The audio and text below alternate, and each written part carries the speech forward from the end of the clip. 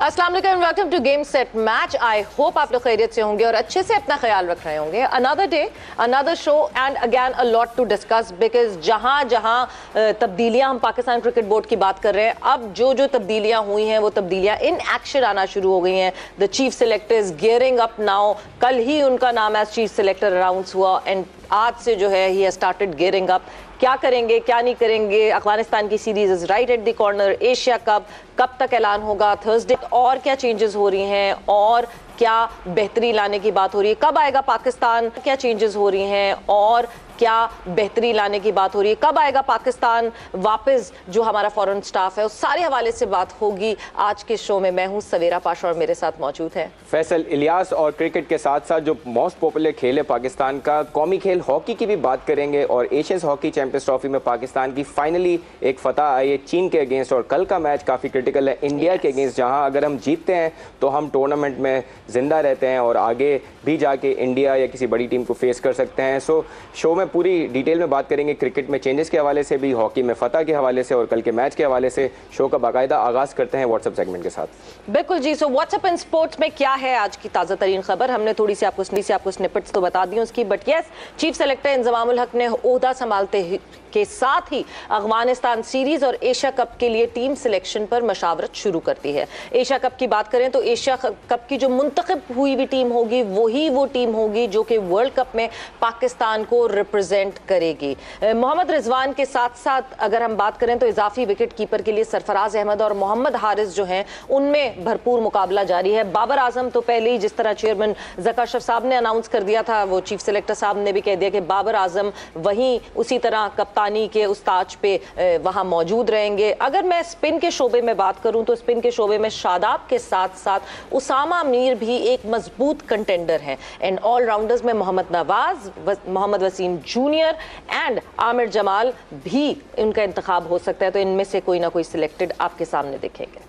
अगली खबर है कप्तान बाबर आजम के हवाले से। लंकन प्रीमियर लीग में शानदार सेंचुरी उन्होंने कल स्कोर की है। बाबर आजम की T20 क्रिकेट में 10वीं सेंचुरी है। कोलंबो स्ट्राइकर्स की नुमाइंदगी करते हुए बाबर आजम ने गोल टाइटंस के खिलाफ सेंचुरी स्कोर की है। बाबर आजम T20 में 10 सेंचुरी स्कोर करने वाले एशिया के पहले और दुनिया के दूसरे बड़े खिलाड़ी बन गए हैं। और नंबर 1 पोजीशन पे यूनिवर्सल बॉस क्रिस गेल हैं, उनको चेस कर रहे हैं बाबर आजम T20 फॉर्मेट में। Who could have thought about it कि बाबर इतना अब अपनी गेम को चेंज करेंगे और इतने अच्छे स्ट्राइक रेट से वो खेल रहे हैं। कल भी कोई 56 गेंदों को उन्होंने 100 मुकम्मल किया अपना। So all of these things are happening at the right time because Pakistan को श्रीलंका में एशिया कप खेलना है, अफगानिस्तान सीरीज़ खेलनी है और टीम का इस वक्त टीम के प्लेयर्स का फॉर्म में आना is good thing for Pakistan. बिल्कुल, the Pakistan way suiting Babar Azam, उस पर ज़्यादा डिटेल में हम आगे जाके बात करेंगे जब हमारे एनालिस्ट भी हमें ज्वाइन करेंगे। बट अगर हॉकी पे अब नजर डालें तो हॉकी एशियन चैंपियंस ट्रॉफी में पाकिस्तान जो फतह ढूंढने की कोशिश कर रहा था, आखिरकार वो कहते हैं ना, फतह की रूठी हुई देवी को मना ही लिया पाकिस्तान ने। चीन के खिलाफ जीत हासिल की और थी कमजोर टीम चीन जो है वो स्टिल इट्स स्ट्रगलिंग, अपनी फॉर्मुलेशन पे है, बट पाकिस्तान ने चीन के खिलाफ 2-1 से जो है वो जीत हासिल की और अभी भी सेमीफाइनल में जाने की उम्मीदें अपनी जो है वो बरकरार रखी हुई है। इस इवेंट में सेमीफाइनल में जाने के लिए पाकिस्तान को कल होने वाले भारत के खिलाफ जो मैच है, रिवायती हरीफ के खिलाफ होगा कल आमना सामना, उस मैच में कामयाबी हासिल करना बहुत ज़रूरी है। एंड भारत जो है वो इस वक्त बहुत सुप्रीम फॉर्म में लग रहा है, बहुत ज़बरदस्त परफॉर्मेंसेस भारत की तरफ से आई हैं, बट पाकिस्तान के लिए बड़ा चैलेंज है, बट नामुमकिन कुछ भी नहीं है। With that WhatsApp in sports का इख्तिताम हुआ एंड जहां हम बात कर रहे हैं बाबर आजम की। So Faisal, very good improvement by Babar Azam because Babar Azam के लिए मुसलसल T20 में यही बात कही जाती थी, स्ट्राइक रेट। एक ओपनर जो कि उस स्ट्राइक रेट से ना खेले तो उसके लिए मुश्किलात हो जाती हैं। But over the period of time you have seen के ट्रांजिशन जिस तरह बाबर में आई है और स्ट्राइक रेट पे काम करना उन्होंने शुरू किया है। And voila, look at him कि कल उन्होंने जिस तरह वो सेंचुरी की है, it was a quick century by him. Heads off to him, जिस तरह का उन्होंने ट्रांसफॉर्मेशन किया है। और अगर कल की इनिंग्स भी अगर हम थोड़े से ग्लिम्पसेस देखें हैं तो Babar himself in the way, जिस तरह उन्होंने कवर ड्राइव्स, ऑन ड्राइव्स खेली हैं, उन्होंने कोई बहुत ज़्यादा चॉप एंड चेंज नहीं किया है अपने गेम में। उन्होंने टिपिकल ओपनर्स की तरह सर्किल के ऊपर से खेलने की कोशिश नहीं की, उन्होंने उसी अपने रिवायती अंदाज में उन्होंने शॉट्स खेले हैं, which is a very good to see. मतलब सारे जो नए प्लेयर्स हैं उनके लिए भी बड़ी लर्निंग होती है। अगर आपको स्ट्राइक रेट बढ़ाना भी है तो आप अपने नेचुरल गेम में रहते हुए कैसे बढ़ा सकते हैं, सो बाबर ने प्रूव किया। बिल्कुल, और जिस तरह हम बात कर रहे हैं बाबर आजम की, स्टार्ट ऑफ जिस तरह उनका हुआ था, स्ट्राइक रेट पे जिस तरह उनसे डिबेट होती थी, बहुत सारे लोग थे जो इस बात पे काफी criticize and this which was a healthy criticism. और फिर अब ये जो चेंज ओवर आया उस वाले से भी बात करेंगे, पाकिस्तान क्रिकेट में और क्या हो रहा है उसके वाले से भी बात करेंगे, बिकॉज हमारे गेस्ट हमारे साथ अब मौजूद है पाकिस्तान के senior sports journalist Abdul Majid Bhatti. अस्सलाम वालेकुम भट्टी साहब and welcome to the show. जी वालेकुम अस्सलाम सवेरा और फैसल, आपको भी सलाम। शुक्रिया सर, वालेकुम अस्सलाम। सो भट्टी साहब, सबसे पहले बाबर आजम, ये वही बाबर आजम है जिनके ऊपर क्रिटिसिज्म होता था कि बाबर ओपन कर रहे हैं पाकिस्तान से मगर स्ट्राइक रेट को मेंटेन नहीं कर सकते, बट जिस तरह बाबर ने कल सेंचुरी की है, लग ऐसा रहा है कि आहिस्ता आहिस्ता अब बाबर उस ट्रैक पे आ रहे हैं। तो मेरा ख्याल हमारे मुल्क में जो हमारे तजिया निगार हैं या हमारे दोस्त हैं जो जर्नलिस्ट हैं, वो बाबर आजम को वो मकाम और मर्तबा दे नहीं रहे जितने बड़े वो प्लेयर हैं जी। मेरे ख्याल में वो कहते हैं ना कि घर की मुर्गी दाल बराबर। तो हम बाबर को इतना हाईली रेट करते नहीं है। कल भी आप देखें उन्होंने 5 छक्के मारे, 8 चौके मारे, तकरीबन 58 गेंदों पर शायद 111 रन बनाए, और उनकी टीम एक गेंद पहले वो मैच जीतने में कामयाब हुई। तो बाबर परफॉर्म तो कर रहे हैं, ठीक है। हर वक्त जो है स्ट्राइक रेट पिच के लिहाज से भी कई बार ऐसा नहीं होता, कई बार आपकी अपोजिशन स्ट्रांग होती है, लेकिन बाबर की मेरे ख्याल पाकिस्तान क्रिकेट के लिए जितनी सर्विसेज है मेरे ख्याल उतनी हमने उनको रिस्पेक्ट की, हमने उनको क्रिटिसिज्म ज्यादा किया। मगर मुझे कहीं ना कहीं लगता है भट्टी साहब कि वो जो क्रिटिसिज्म है वो शायद काम आया, और वो हेल्दी क्रिटिसिज्म की तरह बाबर ने भी अडॉप्ट किया, बिकॉज क्योंकि अगर हम बाबर के T20 की डेब्यू की बात करें तो जब बाबर ने डोमेस्टिकली लाहौर ईगल से खेलना शुरू किया था 2012 में ही स्टार्टेड ऑफ प्लेइंग, और 2012 से लेकर 2019 तक एक भी सेंचुरी, बाबर की पहली सेंचुरी 2019 में आती है, और 2019 से लेकर 2023 तक now he has 10 T20 centuries, which means कि ये जो हमारा हेल्दी क्रिटिसिज्म था ये बाबर के भी काम आया। देखिए, हेल्दी क्रिटिसिज्म एक अच्छी चीज है, और अगर मीडिया अच्छी चीजों की निशानदेही करे तो वो तो बहुत अच्छी बात है। लेकिन जिस किस्म के हमारे दोस्त कई बार सोशल मीडिया पर कमेंट्स कर रहे होते हैं, उनके बारे में जिस किस्म के रिमार्क्स दे रहे होते हैं, मेरे ख्याल में ये चीजें ड्रॉ द बेल्ट है। शायद हम विराट कोहली को इतना क्रिटिसाइज नहीं करते, हालांकि वो हमारे जो पड़ोसी मुल्क से उनका ताल्लुक है, हम उन्हें बाबर से बड़ा प्लेयर रेट करते हैं। लेकिन आप देखें कि बाबर ने एज ए कप्तान, उनके कप्तानी पर भी क्रिटिसिज्म हमने भी किया, लेकिन बिल्कुल आपने सही कहा कि उन्होंने गलतियों से सीखा है और वो सीखते हुए अब आगे बढ़ रहे हैं। लेकिन मेरे ख्याल में ये 2023 का जो साल है जिसमें एशिया कप है, वर्ल्ड कप है, फिर ऑस्ट्रेलिया की सीरीज है, ये मेरे ख्याल में 3 बड़े इवेंट्स हैं। ये बाबर आजम की क्लास को भी जाहिर करेंगे कि बाबर आजम की क्लास में तो किसी को शक नहीं है। लेकिन इंडिया में अगर जाके वो परफॉर्म कर देते हैं, ऑस्ट्रेलिया में लास्ट टाइम उन्होंने टेस्ट मैच में एक सेंचुरी बनाई थी, तो मेरे ख्याल में ये जो 3 सीरीज है ये बाबर आजम की करियर में उनको और बड़े डिफाइनिंग मोमेंट हो सकता है। जी, डिफाइनिंग मोमेंट और बड़े मकाम तक ले जाते हैं। बिल्कुल। माजिद साहब, मैंने अभी रिसेंटली सरफराज अहमद को यही सवाल, बाबर आजम पे किसी ने सवाल पूछा कि वो विराट कोहली से बड़े प्लेयर हैं या छोटे प्लेयर हैं या क्या है, तो उन्होंने कहा भाई विराट कोहली को हो गए इतने साल, बाबर को उससे आधे साल हुए हैं, उसको खेलने दें और बाबर खुद प्रूव कर देगा कि वो कितना बड़ा प्लेयर है। तो आई थिंक एक क्रिटिसिज्म एक लेवल तक ठीक है, बाकी बाबर को खुद पता है कि उन्होंने अपनी गेम को किस तरह चेंज करना है, बिकॉज हार्डवर्क उनकी बैटिंग में दिखता है और जहां ज़रूरत होती है वो अपने गेयर चेंज करते हैं और अच्छा खेलते हैं। माजिद साहब, थोड़ा सा हम क्रिकेट कमेटी के हवाले से बात करें, क्योंकि आपसे हम रेगुलरली डिस्कशन कर रहे थे, लेकिन हमने जो नए चीफ सेलेक्टर इंजमाम उल हक बने हैं, अनाउंस हो चुके हैं, उसके हवाले से आपसे बात नहीं की है। कैसे देखते हैं इस डिसीजन को, और मिसबाह और इंजमाम उल हक का जितना एक्सपीरियंस है, आपको लगता है कि जिस तरह से पाकिस्तान अभी अच्छा परफॉर्म कर रहा है, डू यू थिंक कि इनका इंक्लूजन और नए चीफ सेलेक्टर जो इंजमाम उल हक पहले भी एक्सपीरियंस है, उससे कोई मुश्किल तो नहीं आने वाली हमारे ऊपर, या आपको लगता है कि चीज़ें उसी तरह सही चलती रहेंगी? देखिए फैसल, अगर आप पीछे चले जाए ना तो 2000 में जब जनरल तौकीर या पीसीबी के चेयरमैन बने तो उस वक्त भी उन्होंने इसी तरह की हाई पावर कमेटी बनाई थी। उसका नाम शायद कुछ और था, लेकिन उसमें जावेद मियाँदाद थे, नसीम गनी थे और जावर सईद थे, और वो कहते थे कि हम सारे फैसले उनसे पूछ कर करते हैं।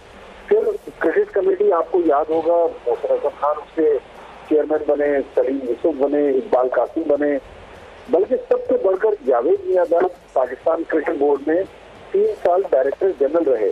लेकिन ये सब लोग शिकवा करते हुए चले गए कि हमें पावर दी गई, हमें एक हमारे लिए रेड लाइन ड्रॉ कर दी गई, उससे आगे हमें बढ़ने का मौका नहीं दिया गया। लेकिन मिसबाह-उल हक की सरबराही में टेक्निकल कमेटी का बनना बहुत अच्छी बात है, लेकिन अब इसका फैसला वक्त और तारीख करेगी कि रका साहब अपने पावर उनको डेडिकेट करते हैं या नहीं करते। फिर जहाँ तक इंजमाम की बात है, लास्ट टाइम इंजमामुल हक जब चीफ सेलेक्टर थे 2016 से 2019 तक, उनके साथ तौफीक अहमद थे, उनके साथ वजातुल्लाह वासी थे, उनके साथ वसीम जो 92 वर्ल्ड कप टीम के मेंबर थे, ये 4 मेंबर कमेटी थी। लेकिन अब इंजमाम के साथ निकी आर्कर है और ग्रांट ब्रैंटन है या फिर हसन सीमा जो एनालिस्ट है।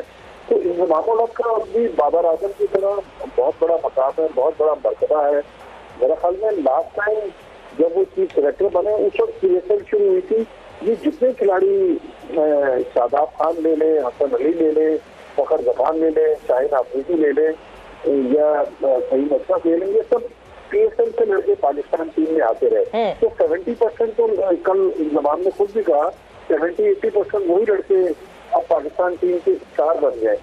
तो अब मेरे ख्याल में अब सिलेक्शन ज्यादा आसान हो गई है, लेकिन जो 2-3 खिलाड़ियों की स्लॉट्स खाली हैं, वहाँ पर क्या right man for the right job वाला फार्मूला आता है या पसंद नापसंद से चलता है। लेकिन मेरे ख्याल में जो पिछले चीफ सेलेक्टर थे मोहम्मद वसीम, उनको भी क्रेडिट देना पड़ेगा, उन्होंने भी अच्छी टीम सेलेक्ट की। हालांकि मोहम्मद वसीम बड़े प्लेयर नहीं थे, लेकिन हारून रशीद की जो सिलेक्शन कमेटी थी उसने जिसमें अफगानिस्तान की सीरीज में 5 बड़े प्लेयरों को आराम दिया, मेरे ख्याल में वो पाकिस्तान क्रिकेट के साथ बहुत बड़ा जुर्म था। भट्टी साहब, हम जब इंजमामुल हक साहब की बात करते हैं, सरफराज कप्तान थे जिस वक्त इंजमामुल हक साहब जो हैं वो चीफ सेलेक्टर आए थे। हम इंजी भाई को सब बहुत अच्छी तरह जानते हैं, आप भी बहुत अच्छी तरह जानते हैं, आपकी बहुत अच्छी दोस्ती है उनसे। हमें ये ज़रूर पता है कि डोमिनेटिंग बहुत हैं वो, और सरफराज ने भी बाद में यही कंप्लेन की कि मैं अपनी टीम खुद नहीं सेलेक्ट कर सकता था, मुझे जो लड़के दे दिए जाते थे मुझे उनको खिलाना पड़ता था। आपको लगता है ये कहीं रिफ्ट पॉइंट ना बने या ये बैलेंस आउट हो जाएगा? बिकॉज हमने पास्ट में भी देखा है कि Babar is very sensitive with that कि नहीं जी मुझे मेरे मतलब की टीम दी जाए। तो आपको लगता है कि ये आगे आने वाली कोई प्रॉब्लम तो नहीं बनेगी? सवेरा, अभी मेरे ख्याल में फौरी तौर पर शायद बाबर आजम भी इस पोजीशन में नहीं है कि मामला वो इस तक पहुंच जाए। लेकिन मैं आपको 2019 के वर्ल्ड कप से पहले की एक बड़ी इंटरेस्टिंग कहानी बताता हूँ। 2019 के वर्ल्ड कप से पहले ऑस्ट्रेलिया के खिलाफ जो सीरीज पाकिस्तान ने यूएई में खेली थी, आपको याद होगा सरफराज अहमद को अरेस्ट करवाया था रिजवान किले पे, जिन्होंने 2 सेंचुरियां बनाई थी जी।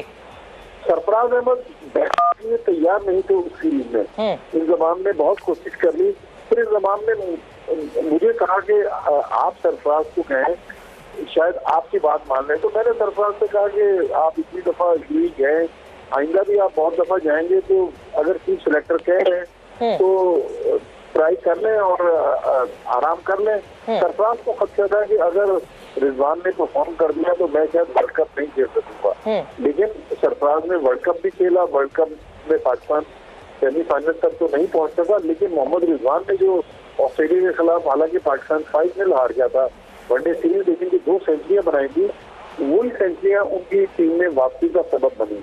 तो इंजमाम को मामला चलाने तो आते हैं, लेकिन अब ये कि निकी आर्कर और ग्रांट ब्रैडबर्न लास्ट टाइम जो पाकिस्तान के नए प्लेयर्स आए थे उसमें सरफराज का इनपुट बहुत था, क्योंकि सरफराज रेगुलर क्लब क्रिकेट खेलते हैं, डोमेस्टिक क्रिकेट खेलते हैं। तो सरफराज को काफी प्लेयर्स के बारे में पता था। PSL में वो कोयटा ग्लैडिएटर्स के पहले साल से आज तक कप्तान चले आ रहे हैं।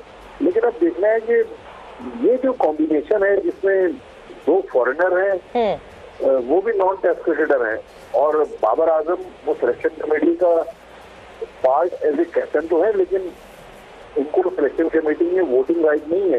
हसन चीमा जो डेटा एनालिस्ट है, वो क्या डेटा फीड करते हैं चीफ सिलेक्टर को, क्योंकि मैं जितना इंतजाम को जानता हूँ वो इन चीजों पर बिलीव नहीं करते कि स्ट्राइक पर टीम को सिलेक्ट करें। तो ये बड़ा इंटरेस्टिंग सिनेरियो होगा कि जब बट साहब कता कलामी की माफी, जल्दी से एक और चीज आपसे पूछना चाहती हूँ बिकॉज वक्त का मुकाबला सख्त। सरफराज अहमद या मोहम्मद हारिस, अभी अगर हम ये कहें कि हम ओडीआई स्क्वाड की बात कर रहे हैं तो रिजवान के साथ बैकअप विकेट कीपर, मेरे ख्याल में वनडे क्रिकेट में हारिस को सिलेक्ट करना टू अर्ली होगा। मेरे ख्याल में अगर मुझसे पूछेंगे तो मेरे ख्याल में सरफराज को जाना चाहिए, क्योंकि हारिस अभी थोड़े से जज्बाती है, उनका कैरियर अभी लंबा है, आगे जाके हारिस को मौका मिल सकता है। लेकिन ये जिस तरह एशियन कंडीशन में एशिया कप है और वर्ल्ड कप हो रहा है, तो सरफराज क्योंकि स्पिनर्स को भी अच्छा खेल लेते हैं, तो मेरे ख्याल में सरफराज को पाकिस्तान टीम में नंबर 2 विकेट कीपर होना चाहिए। और रीसेंट परफॉर्मेंसेस देखी जाएं, इमर्जिंग एशिया कप में भी हारिस काफी दिखे कि वो 50 ओवर फॉर्मेट में थोड़ा स्ट्रगल करते हैं, जज्बाती भी हैं। हाँ, बिल्कुल जज्बातियत की आपने बात की, और उसामा मीर का नाम कंसिडरेशन में आ रहा है। जिस तरह उसामा ने टर्न अराउंड किया अपने करियर का और अपनी परफॉर्मेंसेस का, उसके हवाले से भट्टी साहब क्या कहेंगे? तो मेरा ख्याल अंडररेटेड प्लेयर है उसामा मीर, क्योंकि मेरे ख्याल में ये जो टीम अभी श्रीलंका में टेस्ट सीरीज जीत कर आई है, इसमें नो डाउट कार में अच्छी बॉल बाहर बैठे रहे, सलमान अली आगा भी स्पिन बॉलिंग कराते रहे, लेकिन मेरे ख्याल में टेस्ट टीम में भी होना चाहिए उसामा मीर को। और एशियन कंडीशन में क्योंकि जिस तरह हमें बात कर रहे हैं वर्ल्ड कप हो रहा है, तो शादाब खान के साथ अगर दूसरा राइट आर्म लेग स्पिनर होगा तो यूजफुल हो सकता है पाकिस्तान। बिल्कुल, nothing better than that, but thank you Bhatti साहब, thanks a lot for your time. और जिस तरह हम कि क्या सिलेक्शन होनी चाहिए और क्या नहीं होनी चाहिए, जस्ट फ्यू मोर डेज और थर्सडे को अनाउंस हो जाएगा। सो वक्त एक ब्रेक का हुआ है, हम ब्रेक पर जा रहे हैं मगर। And welcome back to game set match. हमारी गुफ्तगू हो रही थी पाकिस्तान क्रिकेट के हवाले से। अब्दुल माजिद भट्टी हमारे साथ मौजूद थे ब्रेक पर जाने से पहले।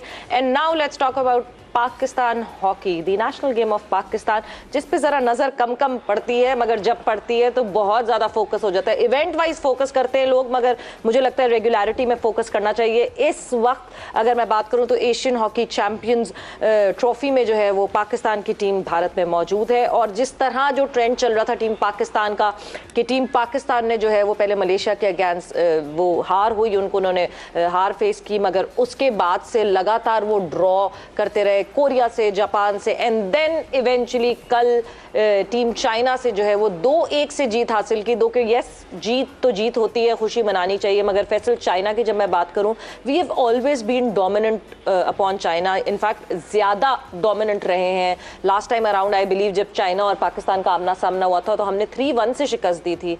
सो हमारा ग्राफ नीचे जा रहा है, ऐसा नहीं है, बट अब कल है एक बड़ा मुकाबला रिवायती हरीफ भारत से। बिल्कुल सही बात है। और इस टूर्नामेंट में भी देखें तो चाइना काफी स्ट्रगल किया है, इंडिया के अगेंस्ट 7-2 हारे हैं वो। सो यस, पाकिस्तान से हम एक्सपेक्ट कर रहे थे कि शायद ज्यादा गोल करेगा पाकिस्तान, लेकिन अगेन जिस तरह आपने पूरी इस टूर्नामेंट की हिस्ट्री बताई कि पाकिस्तान पहला मैच हारने के बाद कोरिया और जापान जैसी टीमों के अगेंस्ट ड्रॉ किया है, जो इतना बुरा रिजल्ट नहीं है, बिकॉज टूर्नामेंट स्टार्ट होने से पहले शायद हम कह रहे थे हम मलेशिया से जीतेंगे, हम कोरिया से हार जाएंगे। सो अगर देखा जाए तो generally your team has done well. और again we'll go back to the point कि पाकिस्तान गया बिल्कुल एंड में था वहाँ पे। अगर शायद 2-3 दिन पहले हम वहाँ होते तो और पहला मैच हमारा शायद चाइना से होता तो हम मलेशिया के अगेंस्ट जीत सकते थे। बिल्कुल, बट यस जीते हैं और दिखाते हैं व्यूअर्स को कि किस तरह हम जीते हैं कल का मैच। क्या गोल किया, किसने गोल किया, दूसरे क्वार्टर और तीसरे क्वार्टर में जो है वो कुछ होता रहा, मगर पहला क्वार्टर और चौथा क्वार्टर फुल सन्नाटे में गया। आप सो यस, अब सारी नजरें जो हैं वो कल होने वाले मैच पे होंगी। जब पाकिस्तान और भारत का मुकाबला होता है चाहे वो कोई भी स्पोर्ट हो, नजरें तो उस पर ज्यादा होती हैं, लाइमलाइट ज्यादा होती है, मगर जिस तरह इस वक्त टीम भारत जो है वो फैसल खेल रही है, yes there is a threat to that, मगर मैं मतलब ये मानना है मेरा कि मेंटल स्ट्रेंथ बहुत जरूरी होती है जब पाक भारत मुकाबला होता है, बिकॉज प्रेशर बहुत ज्यादा होता है, आई बॉल्स बहुत ज्यादा होती हैं। बिल्कुल सही बात है और मेरे ख्याल से पाकिस्तान के लिए एक तरह से ब्लेसिंग इन डिस्गाइज है। वैसे तो आप कंपैरिजन करें तो पाकिस्तान बहुत पीछे है इंडिया से, उसके रीजंस भी हैं। पाकिस्तान में जो PHF के मसाइल हैं, पाकिस्तान में जो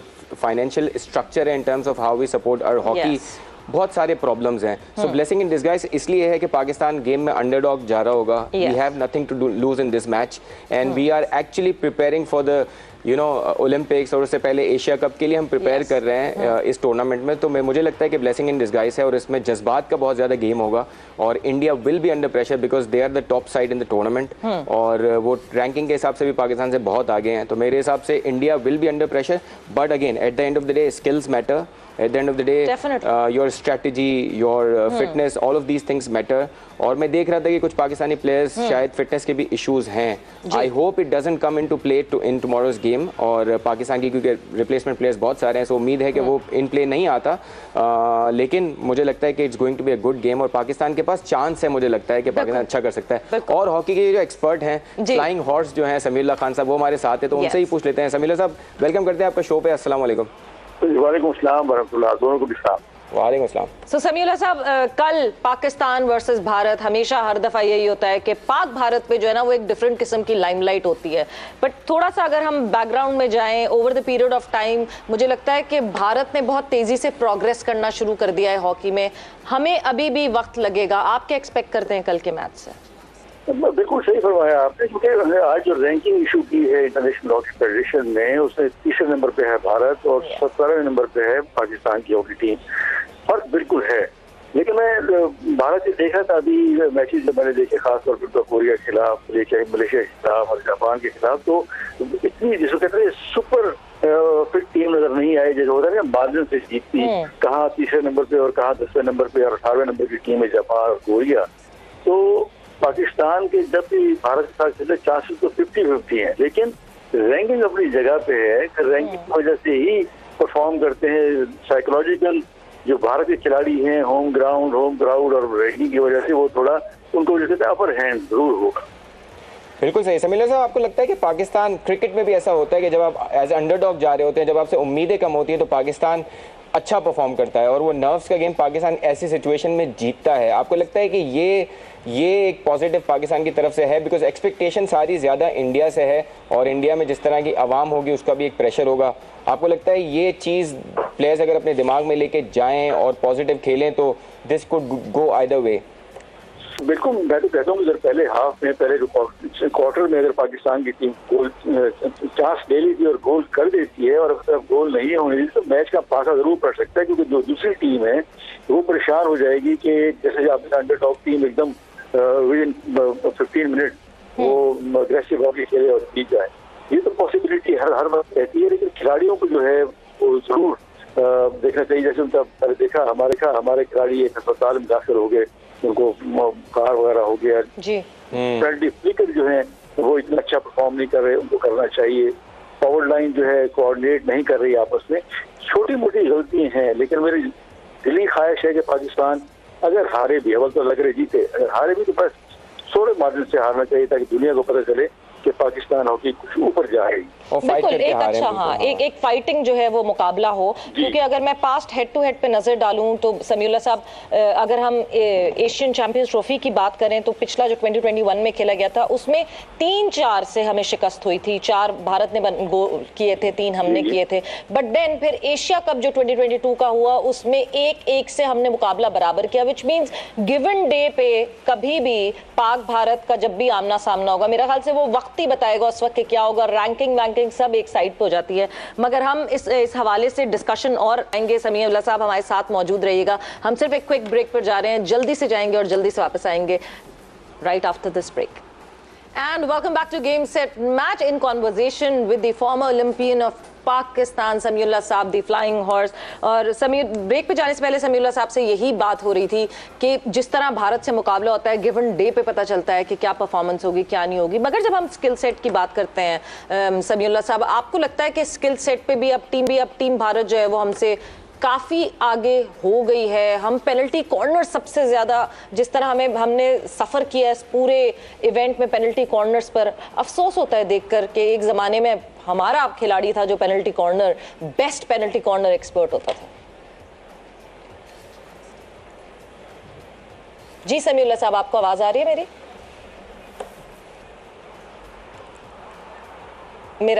मेरा ख्याल से उनसे जो है वो डिस्कनेक्ट हो गया है। बट जिस तरह हम जिस तरह फैसल ये बात कर रहे हैं कि भारत के साथ the level of pressure different होता है, बट आपने भी वो बात सही की कि अंडरडॉग्स होने का एक एडवांटेज पाकिस्तान को ये हो सकता है, बिकॉज होम एडवांटेज होता भी है और होम डिसएडवांटेज भी होता है कि इतनी एक्सपेक्टेशंस होती है, the crowd would be yours, and once आप एक दफा डिप करते हैं परफॉर्मेंस में तो उसके बाद आपके लिए उठना मुश्किल होता है, बिकॉज क्राउड प्रेशर भी बढ़ रहा होता है। बिल्कुल सही है। और जैसे समीउल्लाह साहब ने कहा था कि अगर आपकी टीम इस अंडरडॉग वाले माइंडसेट को लेके शुरू के फर्स्ट क्वार्टर में अगर आप फुल अटैक करते हैं, जिस तरह आपने कोरिया के अगेंस्ट किया था, you have done it in this tournament.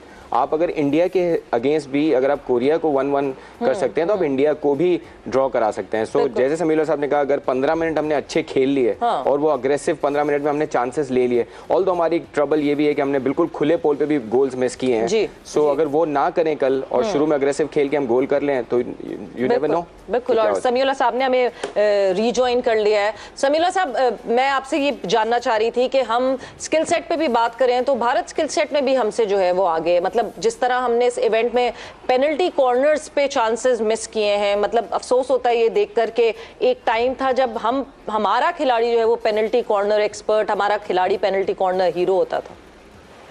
Suhail Abbas का नाम नहीं, बिल्कुल सुहेल अब्बास हमारे थे जो पेनल्टी कॉर्नर हीरो थे। और बाकी असल में भारत की टीम एक तो क्वालिफिकेशन बड़ी खेल रही, मैचेस खेल रही है, उसने ऑस्ट्रेलिया को भी हराया है। ऑस्ट्रेलिया को 5वें नंबर पर लाने वाला दुनिया में एक भारत है जो रिसेंट अभी 2 महीने पहले उन्होंने हॉलैंड में एक लीग खेली और उसमें ऑस्ट्रेलिया को हराया। उनके जो मेन उनका स्ट्रॉन्ग पॉइंट जो मैंने देखा इन दिनों में है ही पेनल्टी कॉर्नर वाला आदमी जो बड़ी अच्छी स्कूप भी फेंकता है और अच्छी ग्राउंड गोल भी करता है।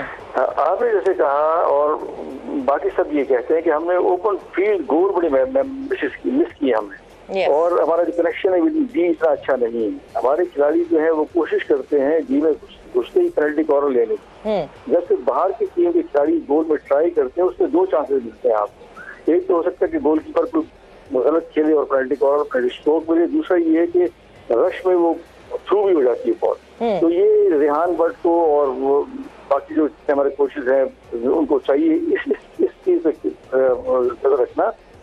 ओवरऑल अगर भारत और पाकिस्तान के मैच देखें तो जब शामिल होते हैं तो बिल्कुल वो ऐसे जाते हैं कि इक्वल जाएंगे, लेकिन तो जैसे मैंने कहा मतलब पहले हाफ में डिसाइड हो जाएगा कि हमारा गोलकीपर कैसे खेलता है, हमारी डिफेंस कैसे खेलती है और उनके खिलाड़ियों को ब्लॉक कैसे करते हैं। बिल्कुल सही है, बिल्कुल। समीउल्लाह साहब, आपको लगता है कि हॉकी पे हम अगर देखें पिछले 5-6 साल से हम जो बातें कर रहे हैं वो ऐसा लगता है कि हम कभी कभी बातें वही रिपीट कर रहे हैं। आपको लगता है कि कभी हमारा हॉकी का फॉर्चून चेंज होगा और ये फॉर्चून शायद उस वक्त चेंज होगा जब हम अपने बैक ऑफ माइंड से ये निकाल दें कि हम कभी इतने सारे वर्ल्ड कप जीते हुए थे या हम इतने बड़ी हमारी हॉकी की टीम हुआ करती थी, उससे बाहर निकल के ये सब चीजें सही होंगी? बिल्कुल ठीक बात है। देखिए प्रैक्टिकली जब तक हम मैचेस नहीं खेलेंगे, हुकूमत पाकिस्तान की सरपरस्ती नहीं होगी, खिलाड़ियों को जॉब नहीं मिलेंगी, खिलाड़ी बाहर लीग खेलने नहीं जाएंगे, तो ये हालात हो गए। कॉन्फिडेंस होता है ज्यादा मैचेस खेलने के, चाहे वो डोमेस्टिक हो चाहे इंटरनेशनल हो। इस टीम में आधे जो है खिलाड़ी बिल्कुल नए हैं और आधे खिलाड़ी जो पुराने जो 10-12 साल खेल रहे हैं, तो कम्बिनेशन तो एक अच्छा है, लेकिन वो है कि विद इन डी कॉन्फिडेंस नहीं होता। पुराने जिस उम्र बुट्टा को है कॉन्फिडेंस, वो अटेम्प्ट कर देता है, वो बिल्कुल एक चौथा हाफ और 5वां फॉरवर्ड खेल रहा है। तो ये जरूरी है और इसमें कोशिश का बड़ा किरदार है। कोशिश किसलिए अपनी टीम को ऑफ द फील्ड तैयार करते हैं, खिलाड़ी कैसे तैयार करते हैं। अगर वो अपने सर पे हाथ मारना शुरू कर दें, डिप्रेशन जो पूरी टीम पे जाएगा। तो उनको चाहिए तो अंदर जितने कमजोर हो, जितने हार रहे हो, लेकिन उनको शो ये करना कि नहीं हमारी टीम कुछ नहीं कर सकती। ये चीज ऑस्ट्रेलियन, बेल्जियम और हॉलैंड की टीमों में है। इसी वजह से वो देखें वो पहले 5 में घूम रहे हैं। समीउल्लाह साहब, कलामी की माफ